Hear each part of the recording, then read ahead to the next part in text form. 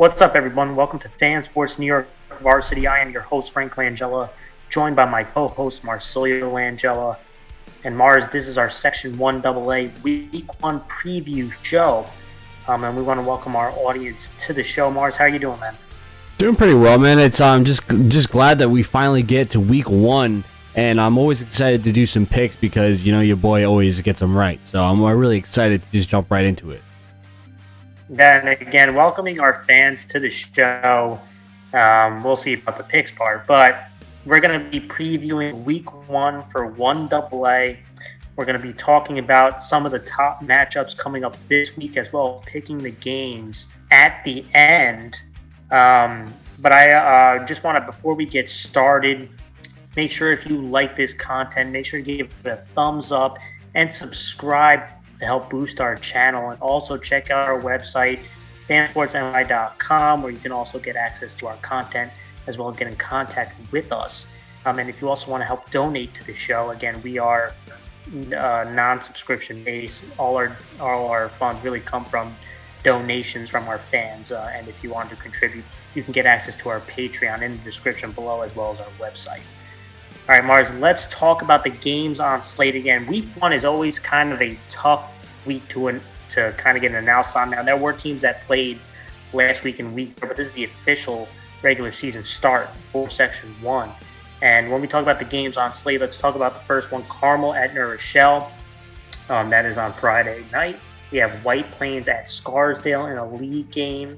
The Carmel New Rochelle is non-league, but the White Plains Scarsdale is a league game. That's also Friday. Mamaroneck at Ossining is the league game on Friday. RCK at Yonkers Force is also a league game on Friday. Arlington at Suffern is also a league game on Friday night. John Jay's Fishkill at Yonkers Brave is also Friday in a league game. And North Rockland at Mount Vernon, which is on Saturday, that is a league game as well. And so let's talk about some of the top matchups. We'll talk about 5 of them and then pick all the games at the end. The first one I want to talk about, Mars, White Plains at Scarsdale. Both come in at 0-0, did not play a Week 0 game. And when we look at kind of historically, Scarsdale has won 2 straight versus White Plains, including a 21-6 win last year. They have won 7 out of the last 8 meetings versus White Plains. And again, Scarsdale 8-5 since 2004, but a lot of their victories have come recently. Let's start with White Plains. They were 2-1 on the road last year. Offensively, we know that they like to come with pace and with tempo, and they like to get their athletes in space, which I talked about in their preview show. And I think that obviously the key guy in this on the offensive side of the ball is Isaiah Graham, kind of the wide receiver running back. They'll move him around in the slot, they'll put him in the backfield. But this is a guy, when he gets in space, he's very explosive and he can break a game open for you. And that's kind of, I would imagine that they want to try to get that young man in space. But he's not alone. Jacob Lee is another one. He's another wide receiver that was returning, an important wide receiver on the outside. You know, someone else needs to step up outside Isaiah Graham. And there's probably be some others that are going to have to, maybe not some well-known names, step up and make some plays out on the outside, especially when they go into their spread looks, which they like to do. But when you go into that spread up tempo stuff, Mars, I'm looking at quarterback Sam Mendez, the young quarterback, and Luke Brox is someone who can also start at quarterback, can also start at safety, starts both ways. Who's going to be that playmaker for them out at the quarterback spot, right? Because in White Plains' offense, you need a quarterback who can make decisive decisions and be able to throw the football at each level. So that's going to be really interesting. Defensively, you're playing against Scarsdale option football, Mars. We talk about, you know, the option game, and they can really wear down a team when the option gets going. So, again, 3 out of 11 starters coming back. So a young defense, inexperienced defense, but the big thing is to win first down. And, you know, again, responsibility football is going to be huge. I'm looking at a guy like DJ Marable as someone who's going to have to be very active when you run that option. Really need your front 7 to be extremely strong and play responsibility football. Mars, any thoughts on White Plains? Yeah, I mean, when you look at White Plains, they're a fast-paced offense, and essentially, I think you said it right. Sam Mendez, or whoever is starting at quarterback, definitely needs to step up big time, and they're going to have to set the lead here. I mean, he's a young quarterback. If it is Sam Mendez, he's a young quarterback. and it's a lot of pressure to put onto a kid. But you obviously need the playmakers to make big plays. Isaiah Graham and Jacob Lee need to step up big time, especially in this fast-paced offense. And defensively, you kind of said it best already. Scarsdale is kind of one of those teams that kind of slows the pace down. It's almost like they're opposites in a lot of ways. So you really need to start off on some wins on first down, force the third and long, and then you can try to send the heat, and hopefully you can come away with a turnover and you can try to get away with some quick points. Yeah, moving on to Scarsdale, they were 3-2 at home last year. You talked about their offense, right? They run that option offense. They want to dictate to the defense. They want to be ahead of the chains, control time of possession. And I do think that's going to be the key in this one, right? Keep White Plains' fast-paced offense on the sideline. And it all starts, obviously, with their quarterback, Kobe Baldwin, who could be one of the best athletes in the class, huge lax player. He needs to be the catalyst for this. And when you have an option team, your quarterback's got to make good decisions, right? He's got to be able to play action and pass it. He's got to be able to run the ball. And he's got to know when to give it and when to keep it. But what I'm looking at is the consistency at fullback, right? Because when you run that option, they've had a stud fullback in Glance over the years. Who kind of steps into that fullback role. And, I'm interested to see this offensive line gel as well. So there are some key questions for this offense. But a guy to keep an eye on, Camden Mattles, played some last year, also at the running back spot, kind of that wing back or slot back. We're going to see, right, who are some of these faces outside Kobe Baldwin who are going to step up on the offensive side of the ball. Defensively, again, when you're up against tempo, up against the spread, it'll help when you go against a young quarterback to bring some pressure or get some pressure. And I'm looking at the outside linebacker, and he's also tight end, Noah Chappelle, 6'4", 200-pound kid, long arms, lanky. Can they get pressure on an O-line with 5 new starters, Mars? They got to generate some pressure because these guys are going to have to cover and tackle in space against some of these wide receivers who are pretty darn good. And, I'm looking at a cornerback, Trevor Knopp, started at cornerback. Who can cover Graham, who can cover Lee is going to be a huge question mark. What are your thoughts on Scarsdale? Yeah, when it comes to Scarsdale, the biggest thing I noticed, and we kind of mentioned this before, is that they are really the team that tries to control the time, right? Slow down the game and to be more in their favor. And, for them, they need to consistently win first down and get at least a good chunk of yards and get into that third and short scenario. And then I think they would be golden. Because at the end of the day, I think that the game is going to be dictated based on how the offensive line plays and how much they control the line of scrimmage. Because I think White Plains is going to send the heat because they know that Scarsdale does best is just run the football, right? And I think when it comes to defensively, it's going to be tough, but you have to try to slow down this fast-paced offense. I think the biggest thing is, you mentioned this already, send the heat, right? Cause young quarterbacks to make mistakes. Even just an offensive line, to start to question themselves. Right, and if you can bring the heat and land on some of those stunts, then essentially you're going to slow down the pacing, and all of a sudden it's in your favor. My matchup to watch for this week in this game is this Scarsdale offensive line versus the White Plains front seven. I thought last year Scarsdale really controlled the line of scrimmage, which helped lead them to victory. And so, to me, if Scarsdale's offensive line can gel and they can control line of scrimmage again, I think they'll see similar results. And if White Plains can stop them, get them in second, third, and long, give their offenses, who generally White Plains offense is pretty high scoring, right, year after year. So, if they can get their offense of more possessions, I think they'll be in a pretty good spot. All right, Mars, let's go to our next matchup, and that is Mamaroneck 0-0 at Ossining, who is 1-0. And Ossining did play a week 0 game versus Greeley. Mamaroneck did not. And when you look historically, Ossining is 3-2 versus Mamaroneck. The last time they played, though, Mamaroneck won versus Ossining 43-29. When you look at Mamaroneck last year, Mars, they were actually 1-3 on the road last season. They were 5-0 at home. So, interested to see this year how they weren't the same team on the road as they were at home. But offensively, they were number 2 offense last season, averaging 32.7 points a game. And they're returning a bunch of starters. So obviously there's going to be some high expectations for this offense to be explosive, and I think they can be very explosive. The big question is, outside of explosive plays, can they finish drives in the red zone? And I look at some of these weapons, Mars. Quarterback Jason Cox is back. They got some wide receivers in Obregon, Chambers, Glinsky. The rush attack with Hamilton, and running behind an offensive line with Bennett and Connors. They have talented players at each level. All right, can they limit the penalties? Can they limit the turnovers? And if they can, I think they can have a really big day this week, scoring a lot of points and moving the football. Now, defensively, you got to stop the wing T style offense. So stopping the run is obviously top priority, and that's with winning in the front seven. So Henry Bennett, I think he's one of the better two-way players, really good defensive end for them. Sam Bone is another guy out on the edge. And Jack Ramsey is a guy who, strong tackler for them. Keep an eye on him. He's going to have to be very active in his run game. And whether that's running him into tackles or attacking the C gap, you really got to fly to the ball. It'll help if that D-line can get some penetration. They got to be able to funnel it in between the tackles. It's going to be huge. And if they can, I do think they'll find some success. Marsh, what are your thoughts on Mamaroneck?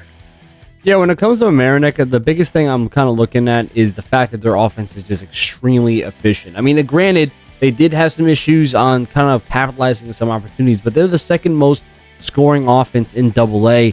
And essentially the fact that they have a lot of kids returning gives them a big advantage going into the season. Obviously, you're hoping that their playmakers like Jason Cox, Chambers, Hamilton, and their solid offensive line can bring them to be in that top one or top two again. The biggest thing is that they need to capitalize on every opportunity, whether it's going to be getting at least 3 points or getting a TD. I think it's going to be important that they try to come up with points as many times as possible, because from the defensive point of view, it's going to be difficult. I mean, at the end of the day, it seems like they prioritize offense and how effective they are at scoring. Defensively, you have to be that bend but don't break type of defense and really get your offense more opportunities, whether it's causing some turnovers to happen, setting the heat. Just get your offense back on the field, and I think that they'll have the advantage by just continually getting a lot of points up on the board. When we go to Ossining, Mars, they were 2-3 at home last season. Offensively last week, 34 points, and they also rushed for over 300 yards. So really strong day on the ground. You got to give kudos to that offensive line last week. But I do think there's going to be a step up in the defensive front that they're playing. I mentioned Henry Bennett, Bone, and others up front is going to be a tough task. Now, their running back, LaFaro, 150 yards, 2 touchdowns last week. Stella, he also had 125 yards and a touchdown. Expect to see a lot from those guys. I do think they mix it around, but, the rush attack is obviously priority number one. But I do think they're going to have to try to attack the edge of the defense. I think if they stay between the tackles, it'll be tough sledding. But I do think if you can attack the edge, if you can hit them with some counters, you can get some plays on this aggressive style defense. And to me, I'm looking at their quarterback, Bino. 56 yards and a touchdown last week. Play action will be huge. If they have some success with running the football, they're going to have to hit some play action on early downs. If they can get to 2nd and 5, that's what opens things up for them. So anticipate some play action to see if they can hit some plays. Defensively, there's a lot of weapons to guard on Mamaroneck, so it'll not be easy. But the best thing they can do, Mars, which Mamaroneck really strived on last year, is hitting on big chunk plays. Right? If they can limit the chunk plays and force Mamaroneck to be efficient, and especially in the red zone, force them to be efficient and finish drives, I think that gives themselves the best opportunity. I look at these wide receivers, the guys like Medina are going to have to match up against some of these wide receivers, and he's going to have to kind of be locked down for them. So not just him, but their other DBs. Another guy to keep an eye on is their linebacker gallery. 6 tackles last week. Can they stop this spread rushing attack? Hamilton, I'm sure, is going to get a heavy dose of rush attempts, and he is a very good running back who could have a breakout season this year. So a guy like Gallery is going to have to be very active, along with the rest of this linebacker core, Mars. What are your thoughts on Ossining? Yeah, Ossining last week had a very impressive run offense, and I think that they were extremely efficient, and they just rambled, right? I think that they kind of continue that. They definitely need to rely on the offensive line to open up lanes for them, but their backs have to continually perform well. It kind of, if they can, it does open up the play action pass and just gives their offense more things that they could possibly do.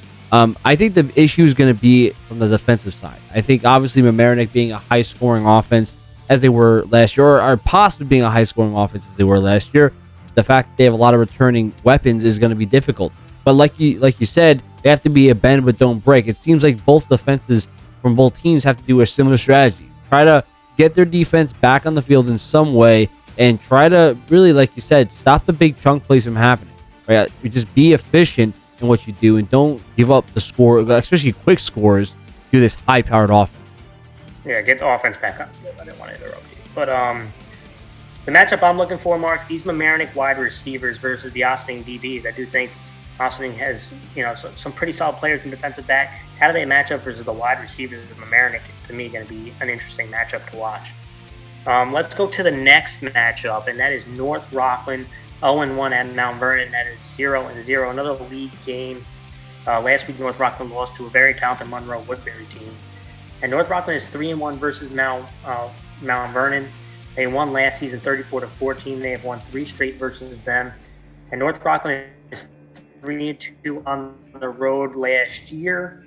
Offensively, a little bit mixed last week. And I thought they ran into too many negative plays, or they couldn't really get into rhythm. But, they did a tough physical football team, Monroe Woodbury, and I saw the offensive line, again, lacking some experience. I think they will be better this week. I think the run game will definitely bounce back. So looking for guys like running back Denise Savor and Freddie Vasquez to have bigger games.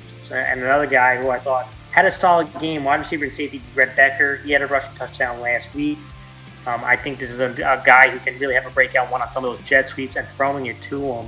I think this offense is going to bounce back. And I'm looking at quarterback Tyler Italiano had a rushing touchdown. Got to limit the turnovers. You got to know when there's pressure coming, get rid of the football or take off and run if someone's not there. Don't hold on to the ball. I thought at times he did last week. So I do think, there's always room for improvement. Defensively, listen, I thought they held strong for the most part. But, you're going to have to deal with speed on Mount Vernon as well. They got to be able to tackle in space, cause some penetration up front. And, I'm looking at guys like Becker and Farrar, out in the secondary, Hernandez and Vasquez. These guys up front, they're going to have to create some penetration. If Mount Vernon gets to space, that's where you're going to see their speed and athleticism, and they can hurt you. But if you can keep them funneled, keep them in the tackle box, I do think you'll also find success. So that's going to be the big thing, Mars. What are your thoughts on North Rockland?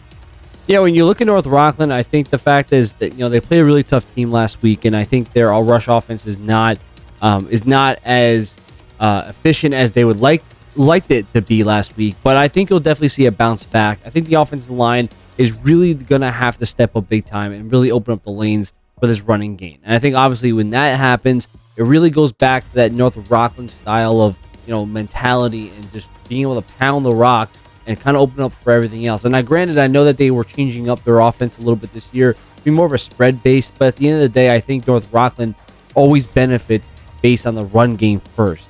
And when it comes to defense, I think the biggest thing that they need to do is control the trenches, right? You mentioned it already. Mount Vernon has a lot of skill guys that can get to the outside and cause some issues. So if you can keep them contained and kind of force everything back into your strength, essentially they're going to be, doing exactly what they want. So is it possible? Of course. I just have to make sure that they, keep that contained out there. Let's talk about Mount Vernon. And offensively, listen, I kind of talked about it previously when we were talking about North Rockland. They want to get out in space. I believe they have some size up front. Well, how would they hold up blocking-wise, right? Especially against some speed up front. Is going to be the big question. Can they hold up their blocks? Is going to be because you know what, Mount Vernon, they had some size up front last year as well. The difference between them scoring points and not is how that offensive line held up their blocks. So going to be huge this year. I'm obviously looking at quarterback Isaiah Dieter. He's going to have to spread the ball around. And most important to me is avoiding turnovers is going to be huge. They can't give up extra possessions to North Rockland. North Rockland has now been in the spread a couple seasons, but they do spread to run the ball, right? They want to win the numbers, and they'll throw it out there if the numbers dictate that. If you give them extra possessions, give them a chance to get into rhythm, could be bad news for you. But defensively, how will Mount Vernon hold up front? I think defensive tackle, offensive lineman Eric Peterson-Toll is someone to keep an eye on. He's going to have to be very disruptive. And some of their DBs who are going to contribute on both sides of the ball, for Sean Boyd and Jaden Hamilton, both important two-way players for them. And those are the kind of guys that I mentioned. Get them out in space, and they could be very dangerous. But they're going to have to match up with some of these receivers, and tackle in space is going to be a huge one. Mars, what are your thoughts on Mount Vernon? Yeah, Mount Vernon, I think, has a lot of ability, especially when they get to the outside. They have the speed to really cause some issues for any defense. The problem is going to be getting to that space. I think North Rockland realizes from Mount Vernon's offensive perspective that that's going to be their best trait. So they're going to try to make sure that they keep that contained, but you have to try to find those plays to get to the outside and get your athletes out in the open. You can cause some issues on that way, but I think the biggest I guess you would say cog, or the biggest thing that can change the game would be the battle between the offensive line and defensive line from North Rockland. Obviously, you said before, the Mount Vernon offensive line has some size to them, but the problem is going to be how do they face off against a speedy North Rockland defensive front? And obviously, that's going to really, in my opinion, dictate what happens in this game. From the defensive point of view for Mount Vernon, like I said before, it's O-line, D-line. I think this game is going to be proven to show that whoever has the better O-line or defensive line that game is going to change the game in their favor. My matchup to watch, I'm looking at these North Rockland wide receivers versus Mount Vernon DBs. I think Mount Vernon DBs have some talent to them and some speed to them, and I'm curious to see, hey, if North Rockland runs into some issues running the ball, can they be consistent throwing the ball? And that matchup's going to be interesting for me. Let's go to the next matchup, Mars. Arlington 0-1 at Suffern, who is 0-0. Last week, Arlington played Kellenberg, and they played them pretty tough for the first half before they pulled away. Historically, Arlington is 7-2 versus Suffern, but they lost 28-0 last season, which broke a 7-game winning streak against Suffern. And when you look at Arlington, Mars, 4-1 on the road last season. They were very strong on the road. Offensively, I'm expecting to see a balanced attack, kind of some heavy sets, and also mixing with some spread. But no, the run game is their number one priority. And I think relying on their size against an some inexperience on the defensive line could benefit them. Even though they have some inexperience on the offensive line, but I do think they have size, which helps, right? And their running back, Shafay, running behind an offensive line like Coverly, Schmidt, Allen, and their tight end, McGann, I do think they can find some success running in between the tackles. And if they can, this will open up some play action with their quarterback, Resigno. He had a passing touchdown last week, but was hurt with some turnovers. I think turnovers, again, giving the other team extra possessions hurts. So to me, Resigno, super talented football player, a guy who uses his legs. He's pretty dangerous running the ball. I definitely think his mechanics have gotten better, and it's just being, hey, live to fight another down sometimes, right? Sometimes if the play's not there, get to your next read or take off and run, right? So the big thing is limiting turnovers for him, but this is a guy who, again, dual threat guy, and another weapon for them. James Davenport, he's a wide receiver and safety for them. He had a kick return touchdown last week.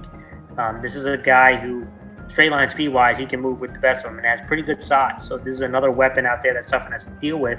And Robbie Jordan is another wide receiver that they can put in the slot and also make some moves. But they do have some weapons, and they do show that they can be balanced, which is pretty dangerous. Now, again, if they get caught in second and third and long, they could be in some trouble because Suffern does have some experience at the linebacker spot in DB. So that's going to be an interesting battle right there. Defensively, I think the priority has to be stopping Suffern's running game in Dorselli. That big running back who can run downhill. There is some inexperience at the quarterback spot in Suffern, right? So you want to try to put the game in his hands, get him into uncomfortable situations, which is 2nd and 8, which is 3rd and 8, right? If you can get him into that situations multiple times, it puts a lot of pressure on their quarterback, and it'll allow them to kind of pin their ears back and go after him. Look for defensive end McGann. He can have a good game this one. Again, Suffern does bring back a couple offensive linemen. How are they going to handle getting into that 2nd and 3rd and long? Can they be efficient in the passing game? Mars, what are your thoughts on Arlington? Yeah, Arlington obviously played a really tough game last week against Kellenberg, but they definitely played tough against them. I think the biggest thing when I'm looking at Arlington is going to be utilizing this size at the offensive line and kind of giving their backs a lot of room to work. I mean, obviously you have a lot of great players here with Shafay and Cumberly, and Resigno obviously is a very talented player, but he definitely needs to limit the amount of turnovers and just be more efficient with the ball. As you mentioned before, go for the easy routes. Don't have to always go for the home run ball. But essentially, a Resigno can really hurt you in a lot of different ways. So I think he's a really talented player. Defensively, like you said before, Suffern has a solid run game. It's going to be the question of how much can this defensive front limit the amount of big plays that Suffern can have. And I think that the fact that Suffern has a young quarterback, you want to try to send the stunts, cause some mayhem, cause some disruption. The young quarterback, they might make a mistake. It might be in your favor. Yeah, and I'm expecting to see some heavy boxes versus Suffern and go some man coverage. But let's go to Suffern. They were 4-1 at home. They were a strong home team last season. Offensively, again, with the lack of experience at quarterback, I do think they're going to rely on that running game. And I think you're going to see a heavy reliance giving the ball to Dorselli and Kelly. And it's up to this offensive line to help the young quarterback. Guys like Ryan, Reinkovic, Nags, and their tight ends to handle the size of Arlington. They got to be able to try to get a semblance of a run game, which will open things up and make things easier for their quarterback. So that's going to be kind of the big question offensively for me, because if they can get into a rhythm, I do think, Suffern offensively, at least for the most, will control possession game. If they can keep it a low-scoring game, I think it's in Suffern's best. I think it's Suffern's best chance. Defensively, Mars, I think it really does help having veteran linebackers, guys like Dorselli, Kelly, Warren, but they're going to have to create some, again, heavy looks, especially when Arlington comes in with a tight end.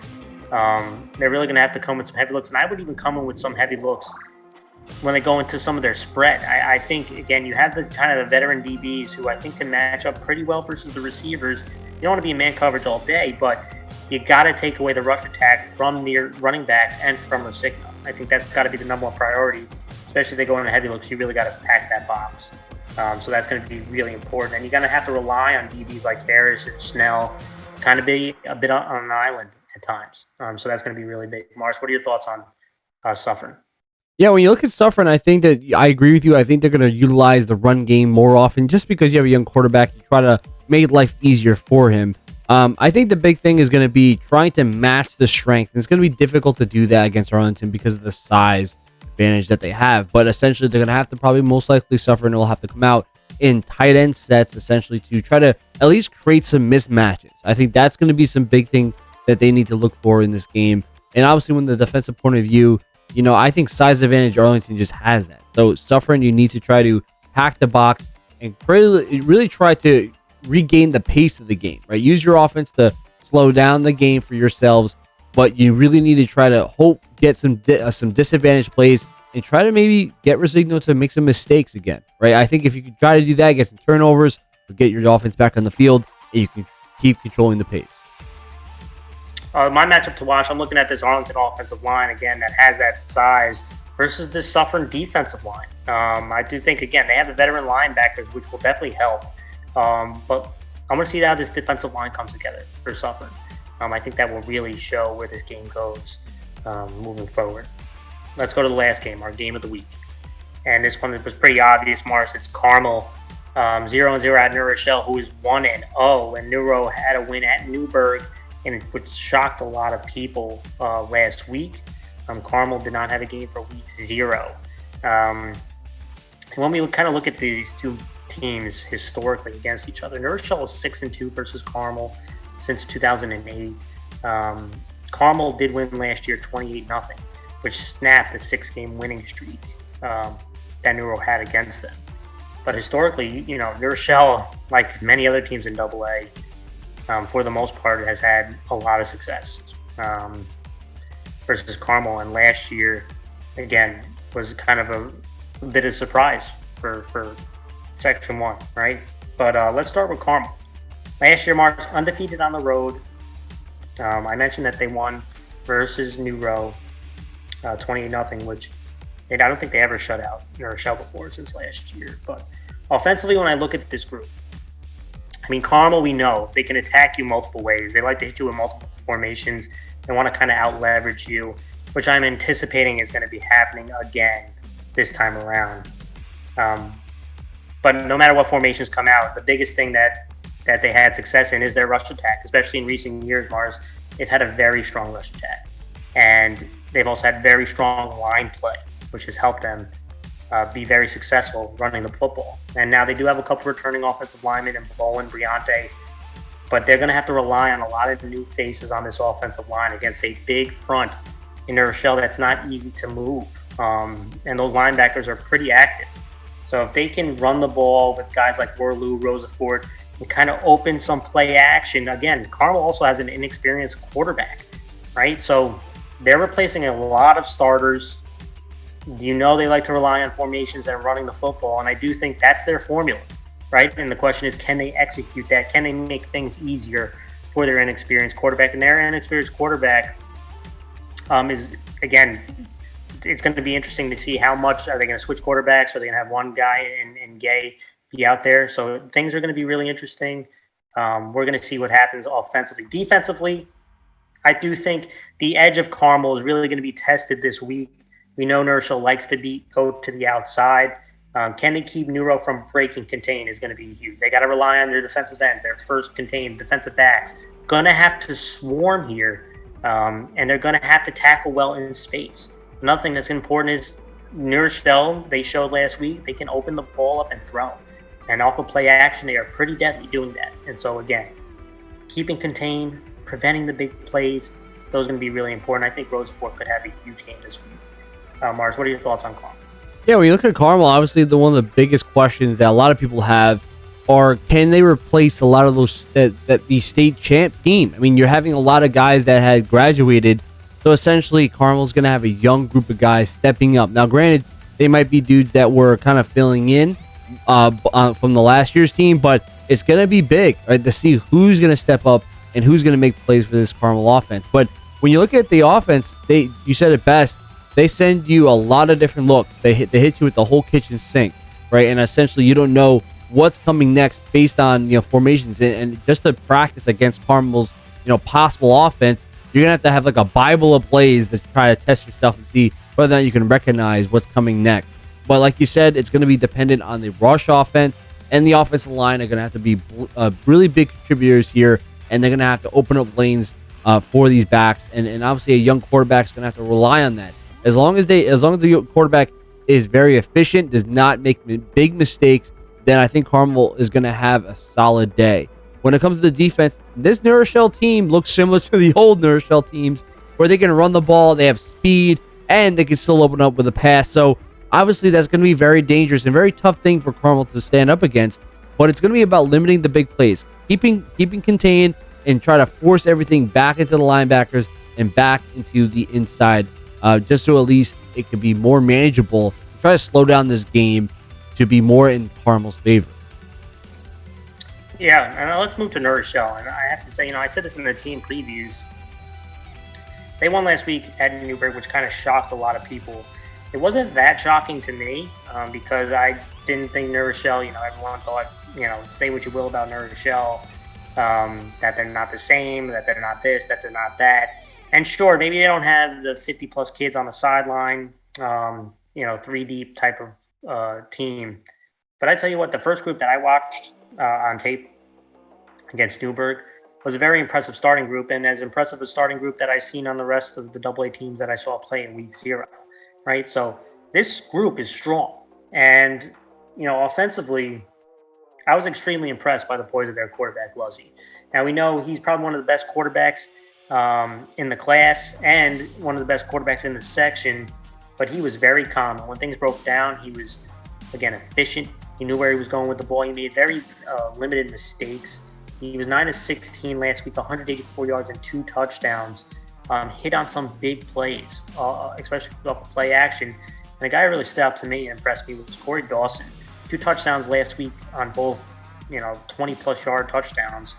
And he's a guy who can move around. He can get jet sweeps out of the slot. And he's kind of their go-to guy. Now, they have some other guys too, but to me, he is their primary target when they're passing the ball. And he's an impressive guy with some speed and some solid hands. But boy, he gets out in open field. It's tough to catch him. Another guy I was impressed with, their running back, Braden Davis. He had 105 yards rushing, I believe. Not a very big guy, but he can cut and he is quick. And there were times he took some big shots, but he kept coming. And they did a really good job of getting out on the edge.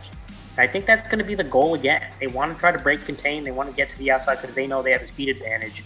And that's going to be the goal for them, in my opinion. Defensively, Newer was really a bend but don't break defense last week.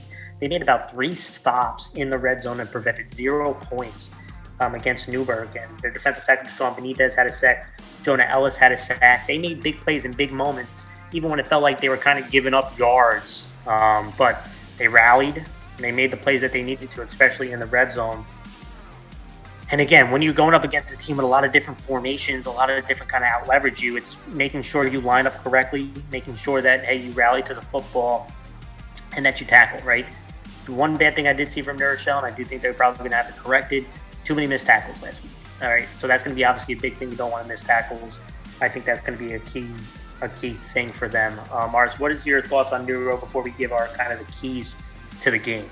Yeah, I mean, when you look at Neuro, I really like the way that they played against Newburgh, and I think the biggest thing that they have right now, I think, is just a lot of playmakers on the entire offense perspective. You have a lot of guys. I mean, Luzzy played fantastic last week, was super efficient, didn't make any mistakes, always knew where to go when hell broke loose. And obviously, you have just guys like Corey Dawson, who's just a straight-up playmaker. Anywhere you need him to go, he's going to make a play somewhere. And like you said, speed is what kills for Neuro. I feel like speed has always been their forte. So if they can get to the outside, they're going to make a lot of big plays.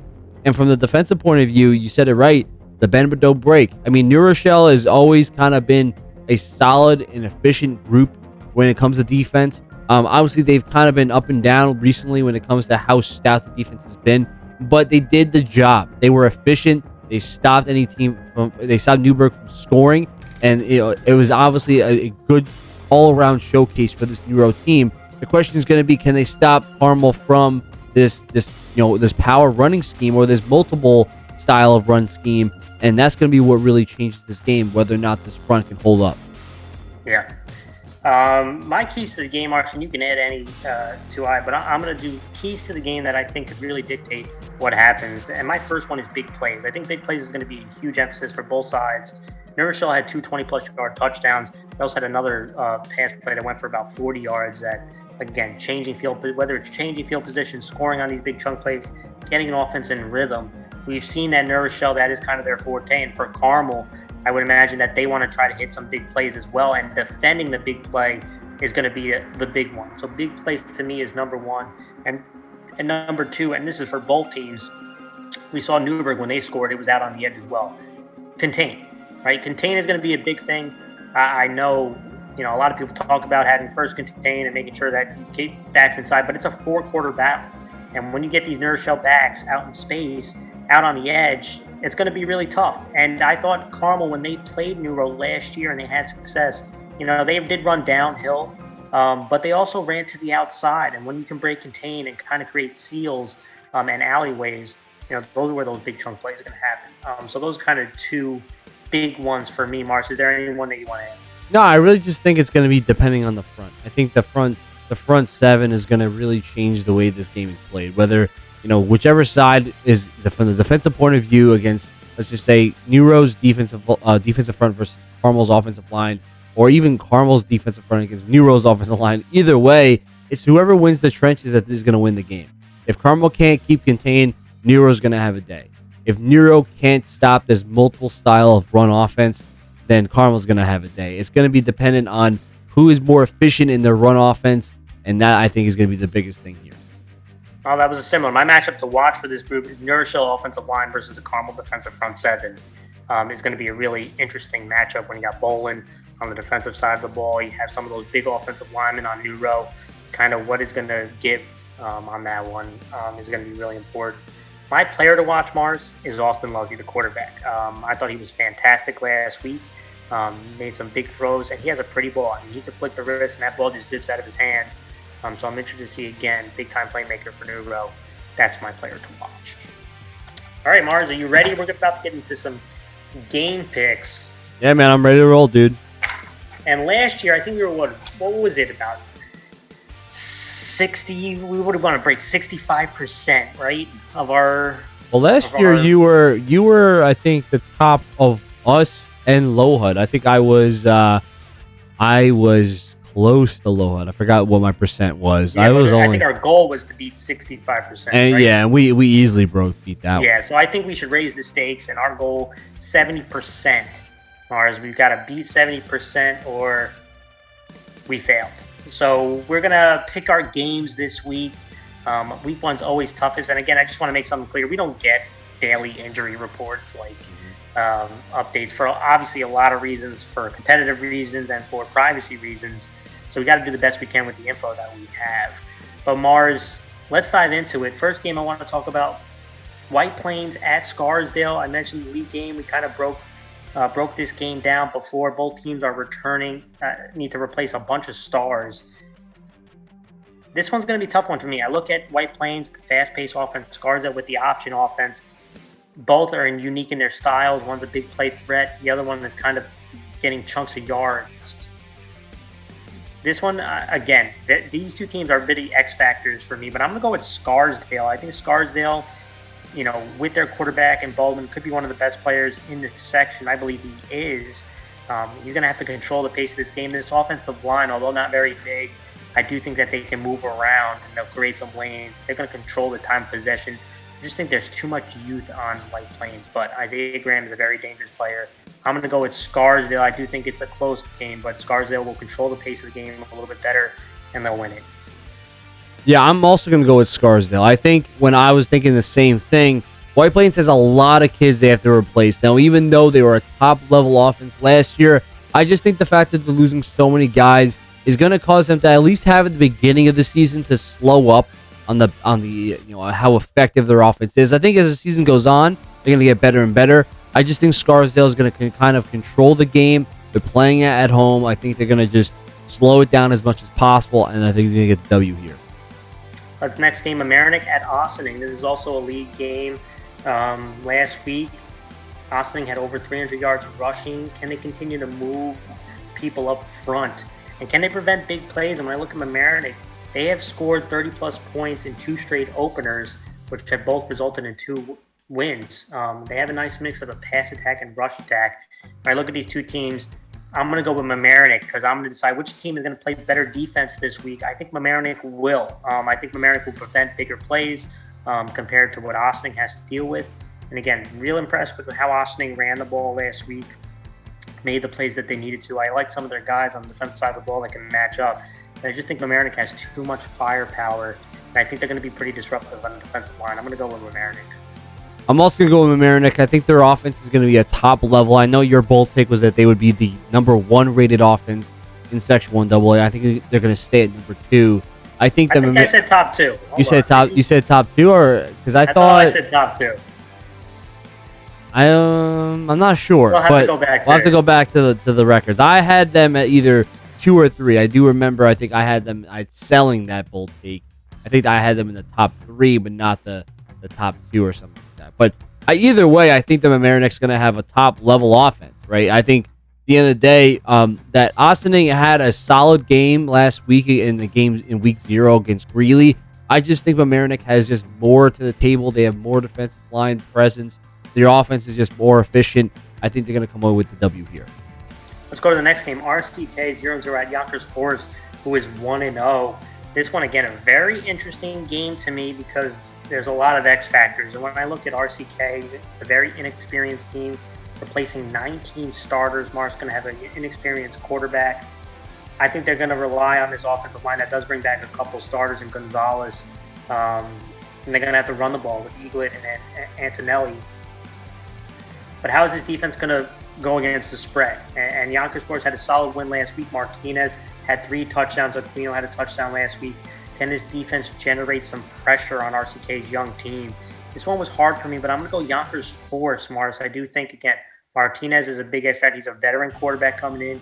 When you have a veteran quarterback going against a very inexperienced defense, RCK does have speed out on the edge. So this offensive line is going to have to pass protect. I think this will be a low-scoring game. I'm going to go with Yonkers Forest in a tight one. I'm going to go with RCK. I think I'm going to go in the other way on this one.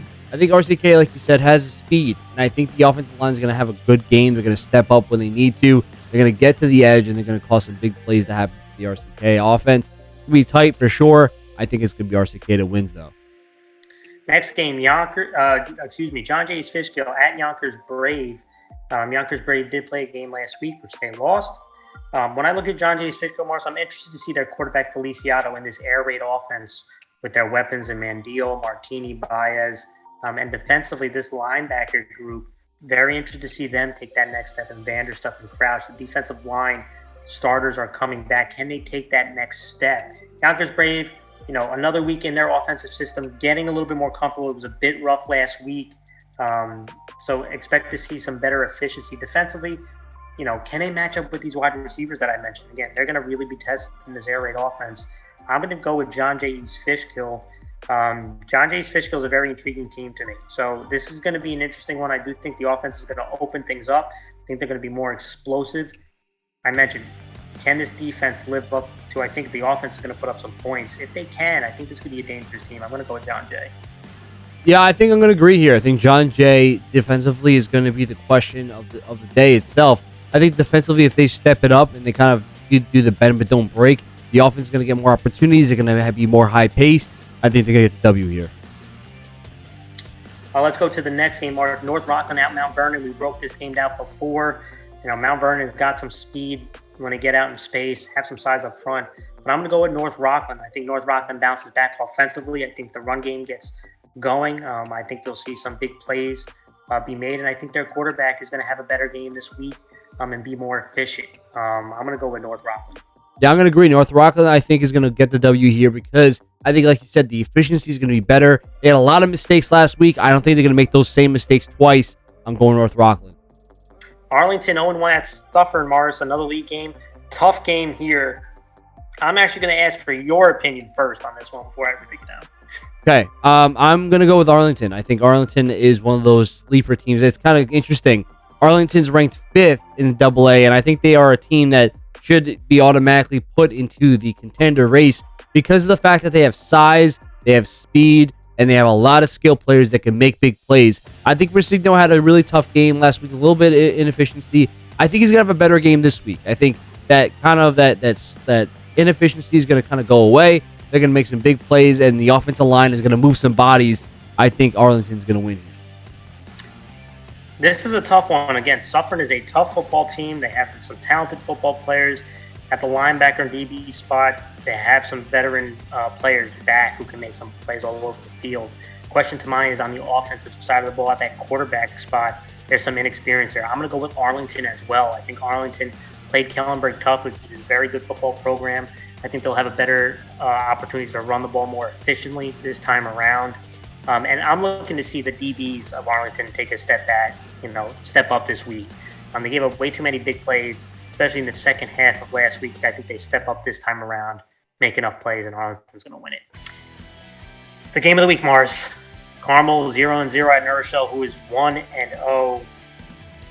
I'm not going to pick the game for obvious reasons, so I'll leave the game pick to you. But I will just say this about the game. Again, New Rochelle at home, big win. They're an inexperienced team as well. It just builds confidence for them. So it's interesting to see. It's always tough to win at New Rochelle for a lot of reasons over the years. But a tough environment for visiting teams. And New Rochelle obviously picks this game up at home. Carmel, again, state champs coming back. You know the standard that Carmel has set over the last few years. They're a well-coached football team. They have some guys coming back. Again, we're going to see where they are. I actually think Carmel will be better as the year goes along than right out of the gate. But, again, it's the big mystery of what we're going to see in this game. But this is going to be definitely an interesting one. I do think it's a tough pick, Mars. Who do you got? So when you're looking at this game, obviously it feels like the Carmel-New Rochelle has become a rivalry over the past few years because obviously Carmel has gotten a better team. New Rochelle and Carmel have had some battles, straight-on battles over the years. So I think this is going to be a very intriguing matchup because New Rochelle has some really good skill players, a lot of speed, and the offensive line is getting better. Defensively, they have not matched the level in which New Rochelle is always used to, but they have been very efficient. Carmel, right, obviously coming off a state title win, has a lot of shoes to fill. And the question is going to be whether or not these new players can step in these bigger roles and try to carry this team back to the promised land. With all these questions there, I think I'm going to go with Carmel. I think Carmel has a lot of skill guys who were contributing to that state title team, who are also still on the team and starting, as well as a lot of, in my opinion, a lot of guys that have been kind of stepping up big time over the summer, as well as, just training their butts off to match the level in which the standard that Carmel has placed on them. I think this is going to be a really close game. I'm just a little unsure about this Euro defense and see, I think Carmel might capitalize on the red zone more often. And if New Rochelle does stop them, I wouldn't be surprised, but I think I can see it going the other way. And I can kind of feel like Carmel's offense will capitalize on any of those mistakes. Give me a close game for sure, but I think I'm going Carmel. All right, everyone, that was our show. Thank you guys so much for joining us. Again, make sure to hit that thumbs up and subscribe for future content. Week 1 is upon us, guys, and the game's really ticking up here. So thank you guys again, and have a great rest of your night.